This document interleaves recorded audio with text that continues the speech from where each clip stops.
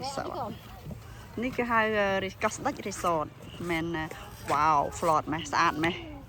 ថ្ងៃតិចចឹងគេមានហួយថត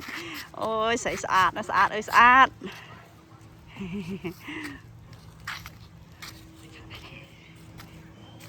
នេះផ្លូវតែជិះដែរទេ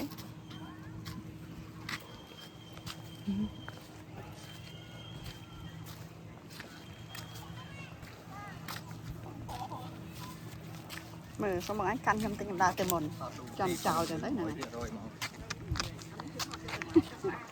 តែកាន់ទៅខ្ញុំថតវីដេអូតែប៉ុណ្ណឹងខ្ញុំឯងថតស្លឹក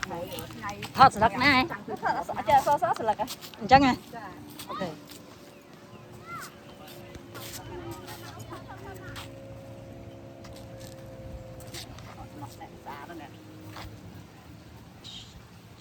មើលឃើញតែក្រកាក់ដូចក្រអត់ឃើញក្នុងថ្ងៃអត់ឃើញថ្ងៃអត់ថងចឹងអត់ឃើញដល់ពេលហើយអត់ឃើញអញ្ចឹងឥឡូវចាំមើលមើលអរគុណច្រើនចាអូពេលអញ្ចឹងនៅនេះចាំងនេះថ្ងៃនេះថ្ងៃមិញដល់ពេលហើយអត់ឃើញក្រផងអញ្ចឹងអូអត់ឃើញអញ្ចឹងអត់ឃើញខ្ញុំដាក់ដៃចេះបាយទាញកាមេរ៉ាឃើញដៃអត់ណាអូដល់ឡើងលើតិចណែតិចទៀតឈប់1 2 3អូខេបានអរគុណច្រើន